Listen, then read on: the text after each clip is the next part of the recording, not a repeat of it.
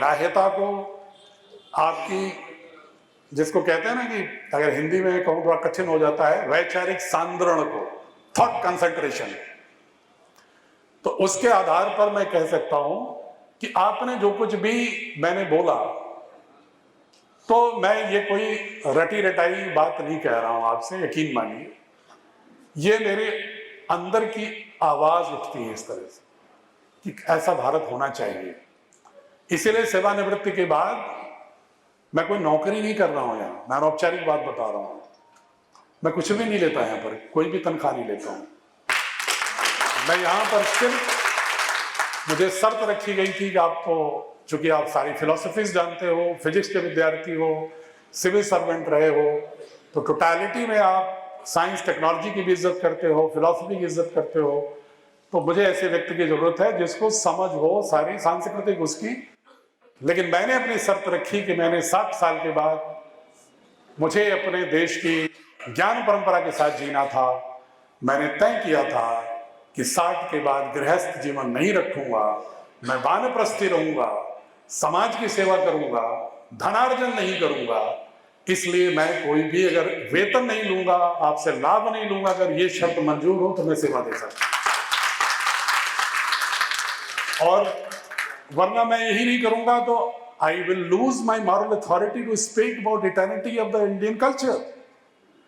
अगर हम ही ब्रह्मचर्य, गृहस्थ और वानप्रस्थ संन्यास को नहीं ग्रहण कर सकते,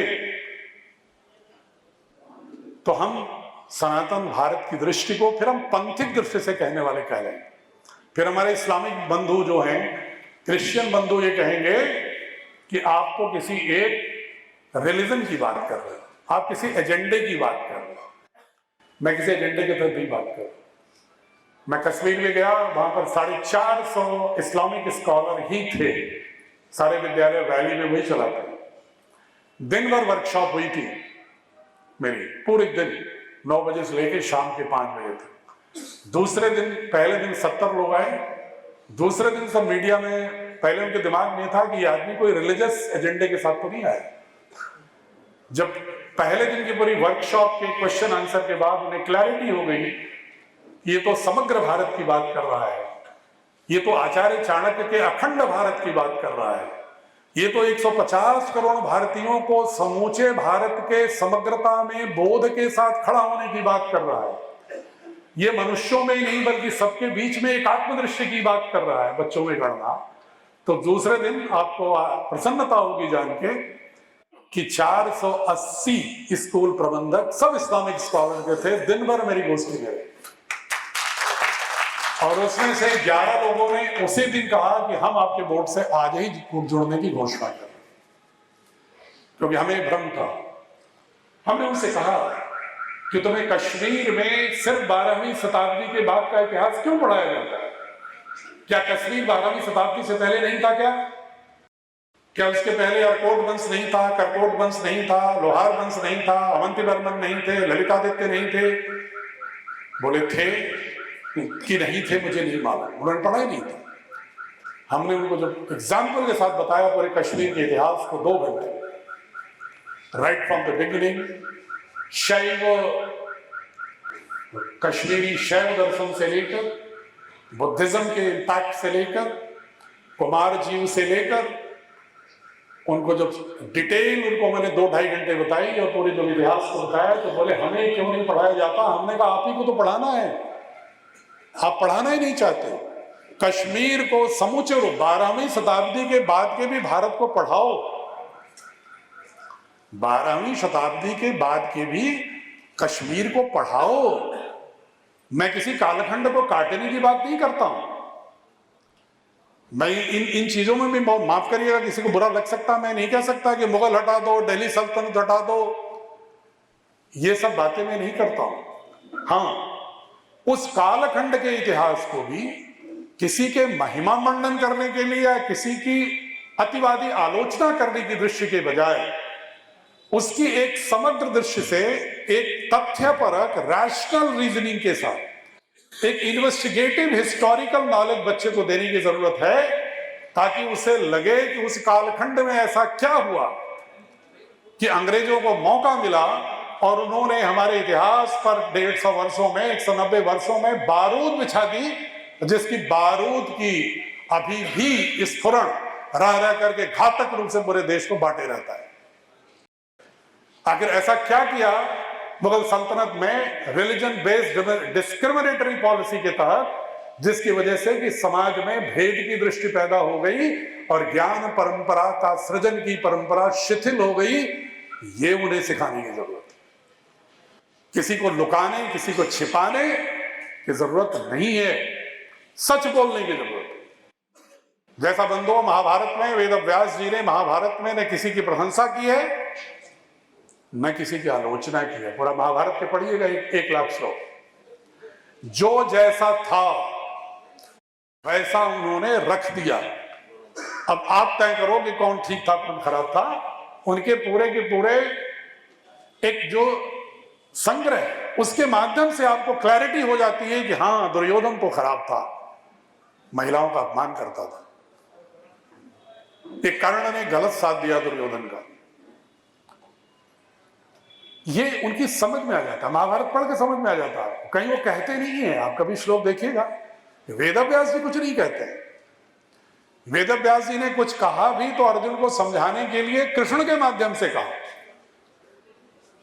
और उसके लिए दैवी संपद गुण जिसकी बात कर रहा था मैं, या दशकम धर्म लक्षण, पंच महाव्रत जैन का, बुद्ध का अष्टांग, पतंजलि का यम नियम, ये है हमारा प्रेमबल। जब तक इस तरह का हम व्यक्तित्व नहीं गढ़ेंगे, अभयम सत्व संशोध ज्ञान योग व्यवस्थिति दानम दमश्च यज्ञश्च स्वाध्याय तप आर्जवम। अब बहुत लंबी बात हो जाएगी, मैं एक हिंट दे रहा हूं कि पढ़ो इसको, तब आपको लगेगा कि जो वेस्टर्न के लोग जिन वैल्यूज की बात कर रहे हैं व्यक्तित्व के लिए, उससे ज्यादा उदात्त, उससे ज्यादा महनीय हजारों साल पहले हमारे दर्शन में एक प्रेमबल के रूप में, स्तंभ के रूप में रहा है। हमें किसी उदाहरण लेने की जरूरत नहीं है। और अंतिम बात कह रहा हूं, हम नहीं कह रहे हैं सिर्फ एक नाम सुना आप लोगों ने, विल डुरांट का? किसी ने सुना? गूगल करके देखिएगा। विल डुरांट एक अमेरिकन फिलोसोफर है, बहुत बड़ा, 20वीं शताब्दी का, बहुत ही रिवर्ड फिलोसोफर। वो स्टोरी ऑफ सिविलाइजेशन 24 वॉल्यूम में लिखता है और पूरी दुनिया के सारी सिविलाइजेशन का अध्ययन करता है।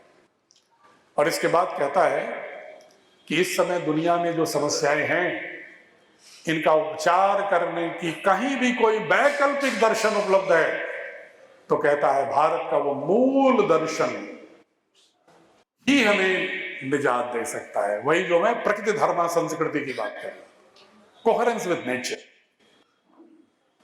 अलाइनमेंट विद नेचर, उसकी बात करता है। और एक आर्मेन ऐसे इकोसॉफी का फिलोसोफर है, वो कहता है कि अगर दुनिया को बचाना है तो भारत के प्राचीन उस मूल दर्शन की ओर देखो, उसके अनुसार जीवन को बढ़ो। तो जब दुनिया के सारे फिलोसोफर कह रहे हैं भारत की ओर देखने को, और हम भारत को भारत के तहत गढ़ेंगे नहीं, बच्चों को अपने आचरण में भारत को लाएंगे नहीं, तो हम कैसे इस बात के अधिकारी होंगे कि कहें कि 2047 में आत्मनिर्भर हो जाएंगे या विश्व गुरु हो जाएंगे? नारों से नहीं होता, अपने आचरण में, अपनी शैक्षणिक व्यवस्था में। और इसके रिसर्च है, एक बायोफिजिसिस्ट की रिसर्च बता करके मैं अपनी वाणी को विराम दूंगा। एक रिसर्च है, क्योंकि आप स्कूल एजुकेशन के लोग ज्यादातर हैं, आप समझिए कि बात आपसे ही क्यों कही जा रही है। आपको ही बच्चों को पढ़ना है, हायर एजुकेशन नहीं कर सकते। रिसर्च कहती है बेसिकली एवरी पार्टिकल, जैसे है कि oscillating wave between two opposite poles, हर कण जो है एनर्जी है, हम सभी लोग एनर्जी फील्ड। फ्रीक्वेंसी वाइज उन्होंने क्लासिफाई किया अल्फा, थीटा, बीटा, गामा। उन्होंने कहा कि 16 वर्ष की उम्र तक हम लो फ्रीक्वेंसी हर्ट्ज में अल्फा, बीटा, थीटा, गामा रहते हैं। तो उन्होंने कहा कि जो बच्चे 16 साल के हैं, 1 सेकंड में कितनी सूचनाएं वो रिसीव, प्रोसेस कर पाते हैं। कितना लगता होगा आपको? कुछ मातृशक्ति भी है यहाँ पर? वंदना जी आप बताओ। उस दिन तो शायद मैंने बोला भी था, अगर आप रही होगी तो, नहीं ध्यान है। आप मातृशक्ति बताओ, एक बच्चा जो 3 साल 5 साल 6 साल 8 साल का है, वो 1 सेकंड में कितनी सूचना रिसीव करना, प्रोसेस करना न्यूरॉन से, और अपने डिस्पोजिशन का, स्वभाव का हिस्सा भी बना लेगा। मतलब इतनी तेज मशीन हो तो कितना ले रहा होगा सूचना? कोई अनुमान? क्या करें? कितना? कुछ तो अनुमान लगाओ। 10, 20, 50, 100, 1000, कितना? नहीं बताना चाह रहे हैं, गेस भी नहीं करना चाह रहे हैं। आपको आश्चर्य होगा, 20 लाख सूचनाएं पर सेकंड वो रिसीव भी कर सकता है, प्रोसेस भी कर सकता है, और अपने डिस्पोजिशन का इंटीग्रल पार्ट बना सकता है। ये बायोफिजिसिस्ट की 10 रिसर्च हैं, अमेरिका से लेकर यूरोप तक। और जब वो 16 साल के ऊपर हो जाता है, हम सभी लोग जो बड़े मूर्धन्य विद्वान, बहुत सारे लोग बड़े टेढ़े टेढ़े चलते हैं कि बड़े विद्वान हैं, वो कितनी सूचना ले पाते हैं 1 सेकंड में? मैक्सिमम 40। कितना? 40। कहां 20 लाख, कहां 40। हम 20 लाख वाले को तो मूर्ख मानते हैं। अरे भाई लड़का है, ये तो काम आ गया। और हम असली विद्वान तो हम हैं, जो उम्र बढ़ते हुए 40 की बजाय 10 भी नहीं कर पाते। कई लोग तो फिर ऐसे भी हालत में आ जाते हैं कि 60 साल के बाद फिर वो डिमेंशिया होने लगती है। और जब बच्चे की फैक्ट्री, न्यूरॉन की फैक्ट्री सबसे तेज होती है, उसी समय उसको डिस्करेज करते हैं। वो कोई भी सवाल पूछेगा, या तो थप्पड़ मिलेगी, या तो डांट, या तो उसको बेवकूफ होने का आभास कि तुम बेवकूफ हो, शांत रहो। उसकी सारी जिज्ञासा को किल करके उसकी जो प्रोसेसिंग एफिशिएंसी, उसको नष्ट करते हैं। इसका दूसरा पहलू इसलिए बता रहा था मैं कि जो भी आप वैल्यूज दोगे उसको, जो भी गढ़ोगे उसकी भावना को, मानस को, विचार को, 16 साल तक ही गढ़ पाओगे। इसके बाद प्रवचन देते रहो, वो नैतिक मनोरंजन तो कर लेगा, मॉरल एंटरटेनमेंट, लेकिन उसके सबकॉन्शियस तो बन गया 16 साल तक। और जिंदगी चलाता है, ड्राइवर कौन है जिंदगी का? सबकॉन्शियस और चेतन।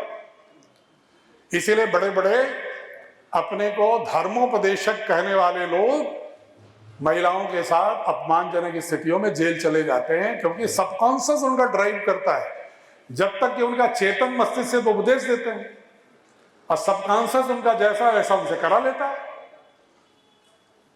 माया से दूर रहो, माया से दूर रहो। 1 सप्ताह प्रवचन चलता है सनातन के नाम पर, और माया से दूर रहने के लिए माया लेकर के ही आते हैं। इस कंट्राडिक्शन पर कभी सोचिएगा, मैं हंसने के लिए नहीं कह रहा, कि मतलब मुझे ये बताने के लिए, मैं आपसे ये बताने के लिए पैसा लेके आऊं कि आप पैसे से दूर रहो। क्या डायकोटॉमी है? लेकिन हम उसी को ज्ञान परंपरा मान रहे हैं। ये देश की ज्ञान परंपराओं की दृष्टि को बदलने की जरूरत है। आप रिचुअल में करो, रिचुअल आपको बांधते हैं। आप मंदिर जाओ, पूजा करो, प्रेयर करो, उतनी देर तक नमाज जाओ, जो करते हो उतनी देर तक ईश्वरीय सत्ता से थोड़े जुड़ते हो, डिसर्किट होते हो, फायदा होता है। लेकिन इस दृष्टि को भी ध्यान रखो कि राम मंदिर का मतलब मात्र एक मंदिर नहीं है। रामो धर्मो विग्रहवान धर्मो। जो धर्म क्या है?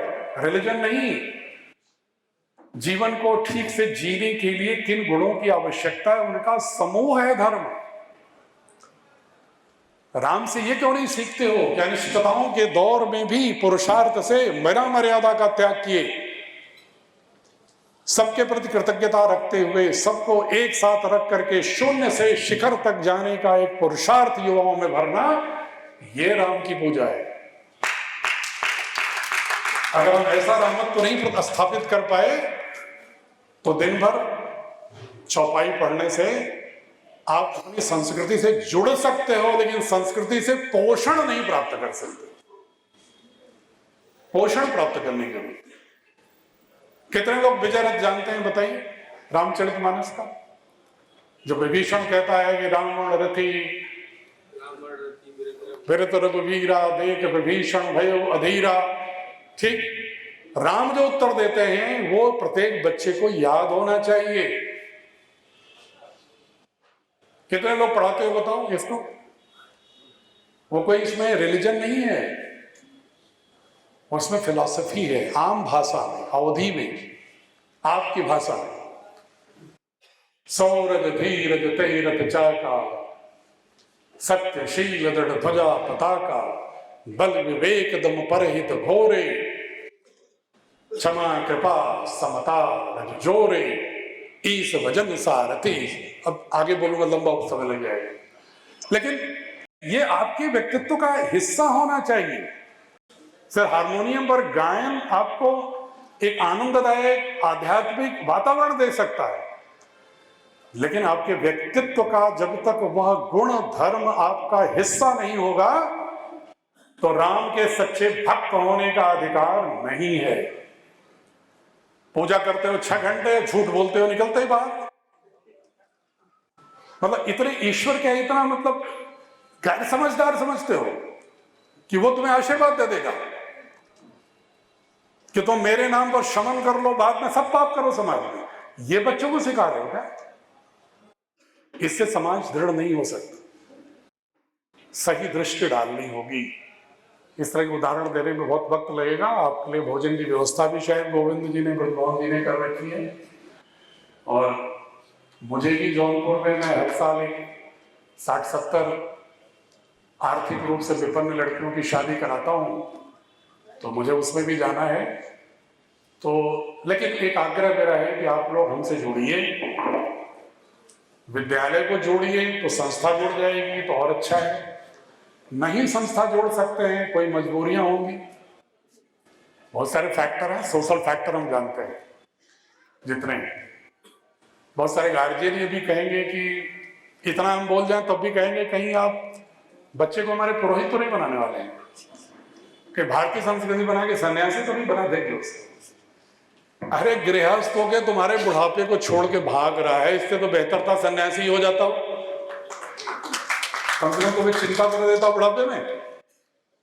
लेकिन हम ये सन्यासी नहीं बना रहे हैं, भगोड़े नहीं, हम राम की तरह सन्यासी बनाना चाहते हैं। मर्यादावान पुरुषार्थी। सन्यास का अर्थ क्या होता है? शाब्दिक समन्यास। When your life becomes a trust in itself, जब आपके जीवन की प्रत्येक कृति आचरण न्यास हो जाए, जो ट्रस्ट के ऑब्जेक्टिव होते हैं, वो है सन्यास। सन्यास का मतलब नहीं कि दूर भाग जाएं और आपसे मांग मांग के खाते रहें और महल बनाते रहें अपना, ये नहीं है सन्यास। तो हमारे भारत की मूल दार्शनिक पृष्ठभूमि में प्रवेश करने की जरूरत है, तब पुनः भारत विश्वगुरु बनेगा। तभी हम दुनिया को कह सकते हैं कि मुझे कभी भी भूल करके भी मदारियों, सपेरों, अंधविश्वासियों, माइथोलॉजिकल सोसाइटी कहने की हिम्मत मत करना। हम तुम्हें तुमसे ज्यादा एआई जनरेटिव बना के दिखा देंगे। वो कॉन्फिडेंस बच्चों में पैदा करें। तो बहुत बहुत आपने ध्यान से सुना, बहुत बहुत रेडी हूं मैं कि आपने सुना। लीगैलिटी में शुरू में मैंने कह दिया था, ये सभी बोर्ड के समकक्ष है। लीगैलिटी में कोई समस्या नहीं है। जैसे सीबीएसई का सर्टिफिकेट मानने वैसे इसका मानने। और हमारे साथ तेजी से हमने एफिलिएशन देना शुरू किया है। एफिलिएशन की जो शर्तें हैं उसके बारे में अगर आप अपनी वेबसाइट को, ब्रजमोहन जी नंबर दिए होंगे, उस पर अगर आप जाएंगे, उस पर नमस्ते भी कहेंगे तो वेबसाइट खुल जाएगी। आप पूरा पढ़ लीजिए।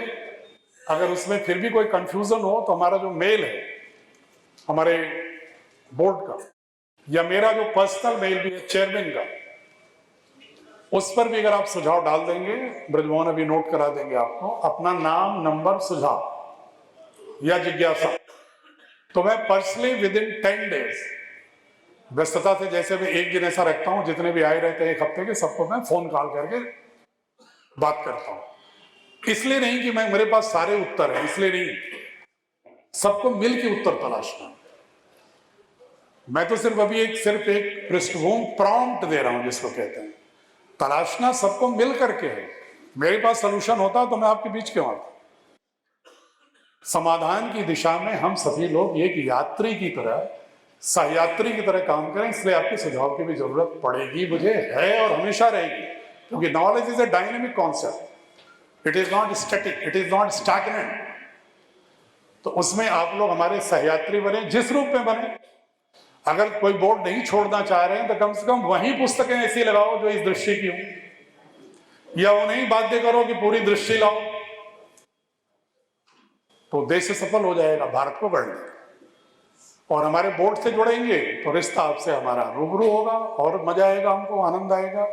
या ज्यादा लोग सहयात्री हो गए हैं, और हो सकता है कि ये 21वीं शताब्दी में पहला बोर्ड है, बाकी जितने बोर्ड हैं सब 20वीं शताब्दी के हैं। तो ये नया है, ठीक। हम सीबीएसई का विरोध नहीं करते, किसी बोर्ड का विरोध भी नहीं करते। वैसे कहा ना, मैं किसी का आलोचना नहीं करता। सीबीएसई वैसे भी हमारी नानी है, मैं 100 साल पुरानी है। भारत सरकार ने उसको बाद में अडॉप्ट कर लिया, बनी तो सोसाइटी से थे, तो अपनी नानी की क्यों कोई शिकायत करेगा क्या? बिल्कुल नहीं करूंगा मैं। लेकिन ये जरूर कहना चाहूंगा कि अब जो पोता पोती है, नाती हैं, वो थोड़ा बेहतर हैं। ये कहने का तो अधिकार है मेरे पास कि मैं कह सकूं कि भाई नानी जी, या तो आप भी मेरी दृष्टि में सुधर जाओ, और या तो फिर लोगों को मेरी दृष्टि से जुड़ने का रास्ता खोल दो।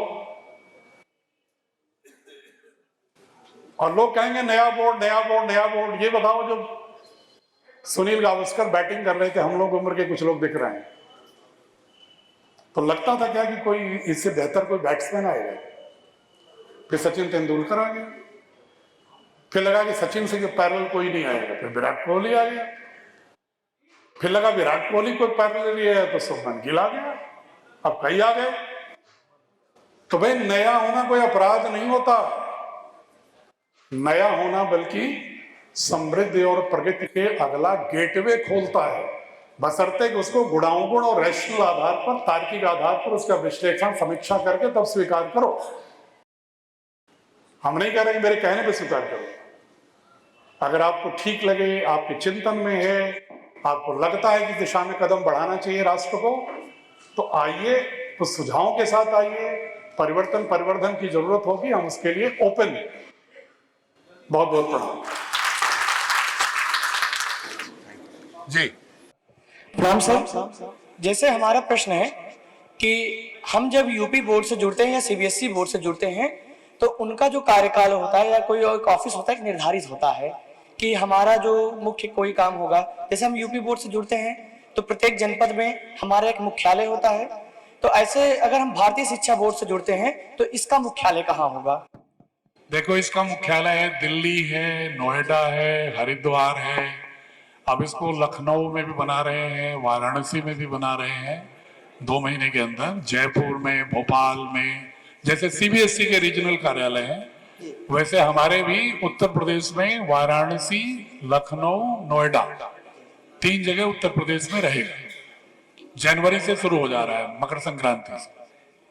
और सर, इसकी परीक्षा प्रणाली कैसे होगी? परीक्षा प्रणाली जैसे भारत सरकार द्वारा निर्धारित है एनसीएफ की, नेशनल करिकुलम फ्रेमवर्क की, उसी आधार पर होगा, वही प्रणाली होगी। धन्यवाद सर।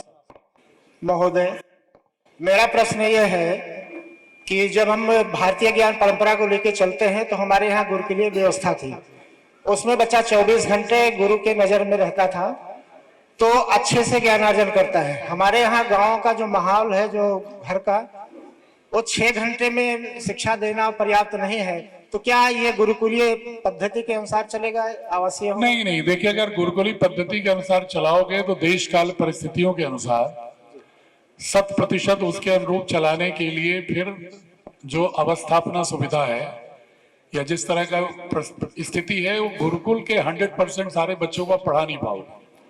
तो आपको जो ये वर्तमान सेटअप है, इसी में एक ऑर्गेनिक ट्रांसफॉर्मेशन करके मैक्सिमम पॉसिबल कितना ओरिएंटेशन चेंज कर सकते हैं, उसी दृष्टि से सोचना पड़ेगा व्यवहारिकता में। गार्जियन जरूर जो हमारे साथ जुड़ेंगे स्कूल, उनके गार्जियन के लिए भी ओरिएंटेशन और ट्रेनिंग का एक हमने मॉड्यूल बनाया है। उस मॉड्यूल से हम शिक्षकों जो उनके गार्जियंस हैं उनको भी गाइड करने की कोशिश करेंगे कि बच्चों को इस दृष्टि से जोड़ें। सर आपको सादर हरित प्रणाम। मैं अजय क्रांतिकारी पर्यावरण सेना से।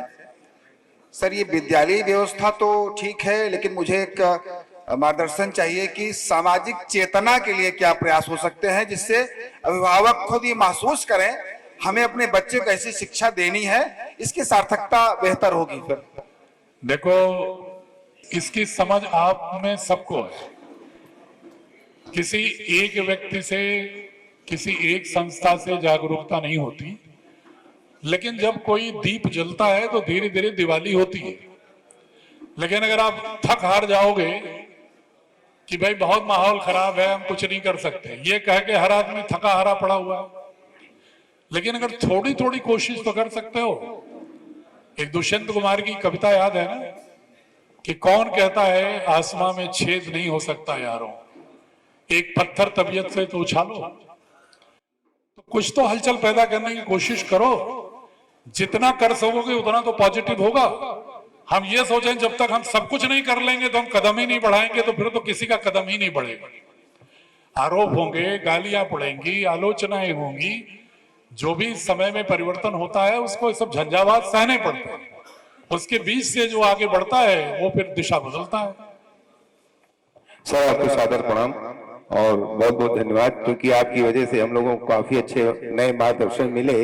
लेकिन एक सर आपसे निवेदन है, जैसे कि नगर पंचायत में विद्यालय है, क्लास 8 तक मान्यता मिली है यूपी बोर्ड से इंग्लिश मीडियम की, तो जगह कम है, 7 विषय जमा देखा है, लेकिन चूंकि नगर पंचायत है तो क्या इसके लिए हाई स्कूल की मान्यता के लिए हमको क्या करना पड़ेगा, क्या मिल सकती है? अब ये वैसे ब्रजमोहन बैठ के आपको गाइड कर देंगे पूरा। 8वीं तक तो राइट टू एजुकेशन एक्ट में एडी बेसिक से ही लेना पड़ेगा यूपी में। ये राइट टू एजुकेशन एक्ट में मैंडेटरी है। यूनिवर्सलाइजेशन ऑफ एजुकेशन के लिए गवर्नमेंट ऑफ इंडिया ने जो एक्ट बनाया है, तो पूरे देश में 8वीं तक की शिक्षा के लिए प्राथमिक रूप से बेसिक शिक्षा के डिपार्टमेंट से लेना होता है। इसके बाद जब आप बोर्ड से जुड़ते हो तो बोर्ड के जो एफिलिएशन के मानक हैं उसके तहत अपनी अवस्थापना सुविधाएं, लैंड रिक्वायरमेंट और टीचर्स की जो भी विशेषताएं होनी चाहिए, जो सीबीएसई में है, माध्यमिक बोर्ड जो ही फॉलो करता है, उसके साथ आप अप्लाई करते हो तो हमारी टीम आपका इंस्पेक्शन करेगी और आपकी जो प्रार्थना है उसको हम director of education UP government को भेज देंगे। 30 दिनों में अगर वो उत्तर नहीं भेजते हैं या कोई आपका के खिलाफ नहीं लिखते हैं तो हम आपको अपनी इंस्पेक्शन के आधार पर आपको मान्यता दे देंगे, ताकि एनओसी के लिए चक्कर लगाना न पड़े। और जब हमने ये शुरू किया था 3 साल पहले, अब तो सीबीएसई ने भी अपने में संशोधन कर लिया है। भले ही 100% नहीं किया है, लेकिन उसके अनुसार ये कर लिया कि 30 दिन में जवाब नहीं आएगा तो 15 दिन की एक और नोटिस भेजेंगे, फिर भी नहीं आएगा तो हम भी दे देंगे। ये इन्होंने 6 महीने पहले संशोधन किया है, तो उसमें भी जो सहूलियत हो सकती है वो करेंगे। ठीक है, फिर मिलेंगे, फिर बात करते रहेंगे आपसे। बहुत बहुत धन्यवाद।